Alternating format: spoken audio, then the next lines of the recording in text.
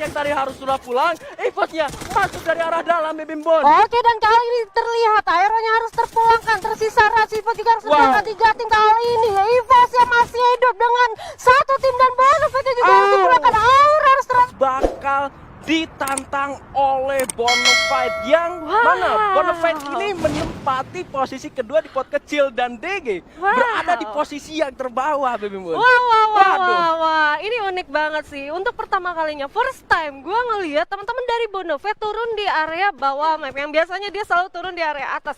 Dan sepertinya dari atas sendiri mungkin mengalah karena mungkin ada teman-teman dari Red Bull Rebellion atau ada teman-teman dari Rans. Tapi kalau kita bisa lihat di sini Rans sendiri tuh ngebagi banget posisinya, di mana satu orang mendapatkan satu kompon masing-masing. Dari Iki-nya dapetin Factory, dari yang Marsha dan juga Domsia di sini area Pocino.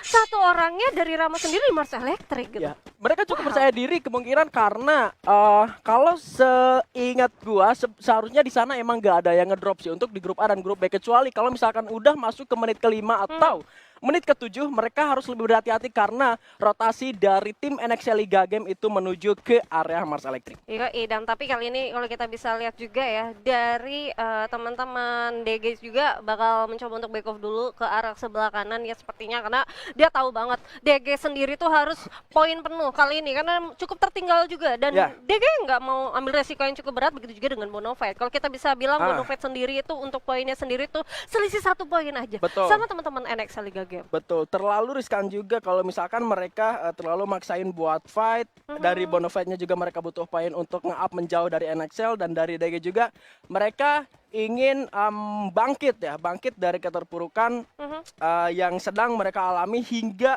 ke mid matchday di Master League Season 4 divisi 1 kali ini, Baby Bun. Iya, tapi kalau dibilang semua tim harusnya butuh poin ya, tapi lebih beresiko lagi tuh harusnya teman-teman dari DG dan juga Aura yang memang cukup tertinggal juga untuk poinnya sendiri. Dan gue rasa di sini dengan match day keduanya adanya Deadly yang dimana dia harusnya area mil, tapi kali ini bakal beranjak di area hangar yang notabene hangar sendiri tuh area blue zone yang harusnya cukup enak segala segi lootingan.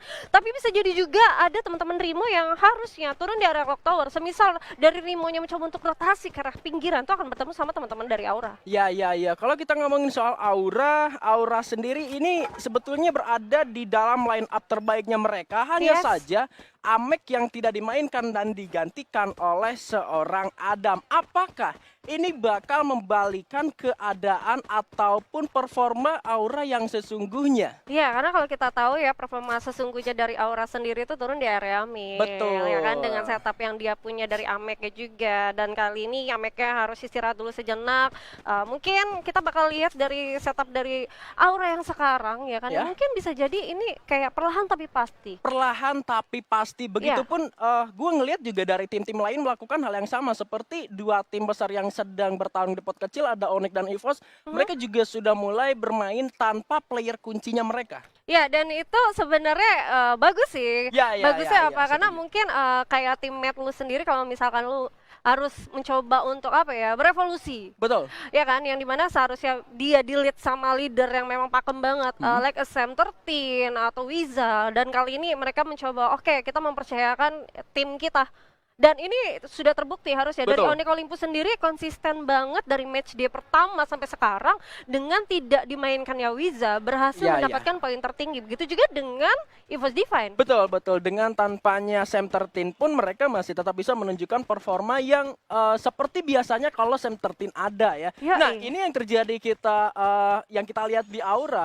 Mereka juga bermain tanpa seorang Amek meskipun bukan sang kapten. Tetapi Amek juga merupakan salah satu pemain yang memiliki permainan yang berpengaruh besar terhadap Aura. Ya, tapi kali ini kan dari Auranya sendiri sekarang sudah di-lead oleh Deadly yang sebenarnya ini PR juga sih harusnya buat Deadly. Yang dimana dia mencoba untuk comeback, tapi dia harus memang mencari poin-poin penuh dan ngebawa Auranya sendiri untuk lebih bagus lagi untuk gameplaynya. Karena ini sudah masuk ke match day ke-7.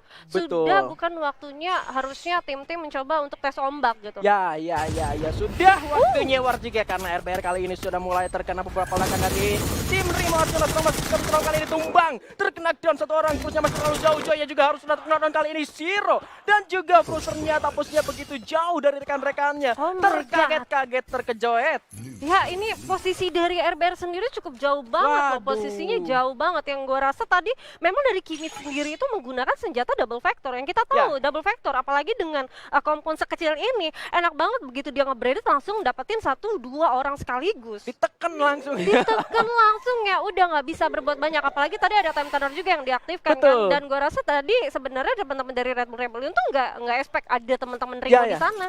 Mungkin rotasi mereka yang terlalu cepat atau pemilihan opsi rotasinya yang miss ya, karena posisi dari RBR sendiri dari kedua player yang lain yaitu jauh, sedangkan dua player yang bertemu dengan tim Rimo ini mereka sedang rotasi dengan menggunakan vehicle. Iya, kalau gue rasa tadi RBR sendiri yang notabene dia turun di area atas shipyard gitu kan. Dan dia mencoba untuk rotasi ke area tengah, yang dimana sebenarnya kalau kita bisa bilang area tengah itu harusnya sudah banyak banget orang-orang yang mencoba untuk setup di sana, dan kali ini bener masih zona. Betul, harusnya masih zona. Tapi aku nggak tahu, I don't know why ya kan, teman-teman dari RBR mungkin mencoba untuk rotasi dengan yang baru, tapi memang alih-alih mencoba untuk yang baru, tapi memang harus ketemu sama tim yang sudah memang defend di sana. Memang sih posisinya kalau memang harus ketemu yang baru tuh emang susah. Emang apa ya, harus mencoba untuk pengalaman baru, chemistry-nya harus baru juga. Betul. Karena ini juga udah masuk mid season, bakal terjadi juga perubahan bukan hanya di satu tim saja. Beberapa evaluasi juga bakal berlangsung di banyak tim, dan setiap tim juga pasti bakal melakukan evaluasi dan sedikit perubahan untuk mengurangi beberapa kekurangan yang mungkin terjadi di match day sebelumnya. Aerowolf MBR, mereka sudah juga berada di area tengah zona Bima Sakti Strip, dan mengingat kalau kita sempat tadi ngelihat dari Rans Esport yang berada di arah bawah, tadi kita lihat juga mereka sudah mulai masuk ke dalam zona selanjutnya. Iya, dan kalau kita bisa lihat juga ya, banyak banget ya tim-tim yang sudah mencoba untuk mendapatkan satu tower mereka, yang dimana satu tower tadi udah diisi oleh 2 orang juga. Yang kita bisa mention tadi ada teman-teman Rimo yang di area pertengahan area Clock Tower mengarah ke area Bima Strip ya. Dan gua rasa tadi ada juga di area mana ya, Bima juga, dimana itu ada teman-teman MBR yang sudah mencoba untuk mendapatkan kompon yang enak banget, yaitu tower. Dan ini sih yang uniknya, tower aja dijagain loh sama pro player loh. Apalagi dia loh. Dia itu siapa masalahnya? Ya gak tahu, ya dia lah pokoknya. Dia aja pokoknya. Yang penting dia aja dijagainnya, setia banget loh pro player kita loh, luar biasa. Wow. The best banget. Kita lanjut, kita balik lagi menuju ke permainan yang seperti biasanya mulai kembali lagi pasif, dan kita sudah melihat tim dari DG Esports jauh-jauh dari Sentosa, mereka udah langsung masuk ke area pick, dan di sana seperti biasa juga CES Alpha Inc berjaga-jaga di sekitar area pick, mungkin sampai ke zipline mau ke arah mil di rumah orang kaya. Iya, dan ini sepertinya kalau kita bisa lihat juga ya, berarti untuk zona setelahnya ini bisa masuk ke area tengah, center of the map. Dan itu dia. Sudah ada Vice ternyata ditumbangkan. Kali ini bakal masih bisa diselamatkan terlebih dahulu. Abax bergegas mundur. Sementara penyerangan bakal berlangsung dari bawah. Noten bersiap sebuah gerakan kali dilemparkan dari para juga yang sudah mulai masuk dan meledak, namun masih belum terkena. Menuju ke salah satu player dari tim DG Esports. Coba regroup terlebih dahulu. Abax pun bersiap dengan granatnya. Sementara dari CES Alpha yang kali ini sudah mulai membangun setup, membuka penyerangan, dan dari DG Esports sepertinya lebih memilih untuk bertahan dan tidak akan melakukan penyerangan balik. Mengingat ini masih 4 lawan 4, tembakan masih bisa dibuka dari jarak jauh dan juga bisa open war dengan menggunakan granat. Iya, dan tapi ini cukup beresiko juga sih. Harusnya teman-teman dari CES, dan gue rasa benar banget di sini CES udah mengambil satu vehicle dan langsung mencoba untuk cabut dulu aja, karena kalau untuk dilihat sendiri dari zona yang mereka himbau sekarang ini posisinya open field banget. Betul. Ya kan, dan juga ada danger, yang dimana danger itu juga bukan mitos untuk sekarang ini. Setuju. Udah bener-bener sangat merugikan face segala macamnya, dan gua rasa dari DG sendiri udah cukup baik juga mencoba untuk melakukan reviving dengan cepat dan langsung mencoba back off, tidak ada perlawanan dan tidak ada feedback juga harusnya kepada teman-teman dari CES, yang ini yang dimana berarti teman-teman DG ini bermain secara pasif, sepasif-pasifnya. Pasif sepasif-pasifnya, bahkan untuk pertempuran di awal pun mereka benar-benar hindarin, karena seharusnya mereka tahu di handphone mereka masing-masing, di device mereka masing-masing, mereka masih melihat bahwa live-nya ini masih di angka 46. Masih benar-benar ya kayak satu tim aja ini pasti belum ada yang tereliminasi, dan mereka sudah memperhitungkan hal itu. Itu mengapa dari DG sendiri mereka bakal memilih masuk ke dalam zona lewat jalan yang lain, tetapi lagi-lagi yang memotong rotasinya adalah CES Alpha Inc, yang mana dari CES sendiri adalah pemuncak di grup A. Ya, dan ini cukup bahaya juga ya. Tapi kali ini kita bisa lihat dari Fire sendiri sudah membuka tembakan yang mengarah ke teman-teman SES. Dan itu menurut gua satu langkah untuk mencoba mengambil kompon, perebutan posisi dari teman-teman SES-nya sendiri. Betul, betul. Tapi memang posisi yang dimiliki oleh DG Esports sendiri ini cukup sulit. Tidak ada pilihan banyak untuk mereka selain dalam waktu 30 detik dari sekarang mereka menghajar ke satu arah dan mengambil kompon yang dimiliki oleh dari tim SES Alpha Inc. Tetapi di sisi lain kita sudah melihat ada kill notification yang mana kali ini dari tim EVOS bakal bertempur dengan Aura Ignite. Ini dia yang kita tunggu-tunggu di kolom live chat gun. Sudah bersiap dengan baretanya menuju arah Kenzo yang sudah mulai dikeker dicari. Sudah menggunakan double baretanya juga kali ini. Coba lompat 102 damage diberikan namun masih belum tertumpahkan. Kenzo masih belum selamatkan masuk ke dalam sebuah smoke grenade yang sudah dikeluarkan. Sudah arah tembakan menyakitkan ke arah Mr. 05 yang terlihat tetapi masih belum di firing. Masih ada Chrono juga dinyalakan. Mr. 05 masih berupaya untuk menyelamatkan dirinya dan regroup kembali menuju ke dalam rumah. Masih bisa untuk selamat. EVOS Divine mereka memiliki komponnya untuk bertahan dari serangan-serangan panas api Aura. Iya, dan tapi kali ini posisi dari Aura juga cukup riskan juga ya, karena dia berada di area jembatan yang sebenarnya ini hati-hati. Andai kan ada tim yang mencoba untuk mendengar firing dari Aura dan juga EVOS. RBR sih tadi yang deket ya. Nah, ini bisa menjadi satu umpan atau invitation untuk tim menjadi orang ketiga. Gitu. Invitation banget rasanya. Aduh. Nah kan danger kan yang Lulut bilang tadi, Doms tuh kena danger tuh kayaknya tuh tadi udah ada notification. Dan kalau kita lihat juga tadi Run sendiri itu udah arah di dalam zona sih harusnya. Dan sempat ada danger zone juga yang kata lu tadi bukan mitos dan memang itu terjadi. Ngancurin lagi face. Iya, itu memang bukan mitos dan itu memang satu kerugian sih harusnya. Dan di sisi lain Just9 berhasil untuk mendapatkan satu orang Faiz di sana. Maju kena, mundur kena ini dari tim DG Esports. Mana kenanya sama tim yang satu pot sama mereka lagi. Ini bakal jadi kesulitan untuk tim DG Esports yang mana Faiz-nya harus sudah terending. Sang Kapten Fori juga ditumbangkan ternyata di sana. Lemparan granat kembali seorang kedai kali ini bakal coba untuk menghancurkan pertahanan dari tim DG Esports. Abaxnya sudah mulai masuk, granat disiapkan melakukan tembakan sekarang kedai kali ini. Krono dinyalakan, keluar dibuka, sulit untuk DG. Ikam hampir saja tumbangkan kali ini. Abaxnya tumbangkan DG. Rata lagi, ST12 lagi, ya ampun. Oh my god, kali ini Bonafide bermain cukup benar banget. Yang dimana kalau kita bisa bilang ya dari posisi high ground juga yang didapatin oleh Bonafide. Dan posisinya ada satu distraction menggunakan granat yang sudah mateng banget dari teman-teman Bonafide.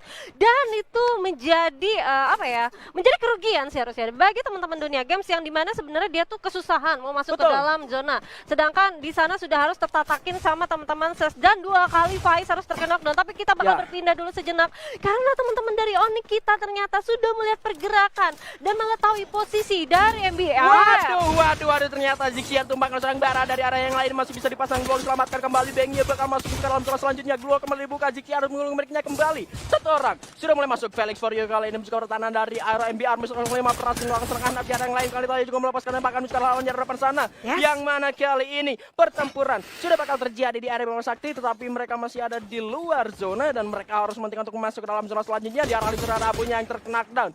Terkena sebuah landmine kali ini. Anapnya tembakan kembali dengan sebuah pelontaran yang mematikan dari Mr. 05. Spray down dari kejauhan sana. Randy pun tumbangkan dan 2 player dari Rimo Arjuna kali ini bakal menjadi sulit untuk membuat suatu pertahanan karena tower satunya sudah dikuasai oleh tim EVOS. Ya, yang dimana EVOS sendiri sudah mendapatkan satu tower yang cukup aman juga dan itu dia sudah ada summon adopt juga yang menutup jalan masuk dari towernya sendiri dan Rimo Arjuna harusnya masih tersisa satu orang Freya di sana yang menjadi lone survivor. Harusnya 2 sih karena dari Remo sendiri mereka memiliki 2 tower dan dibagi oleh 2 masing-masing tower itu menyimpan 2 orang.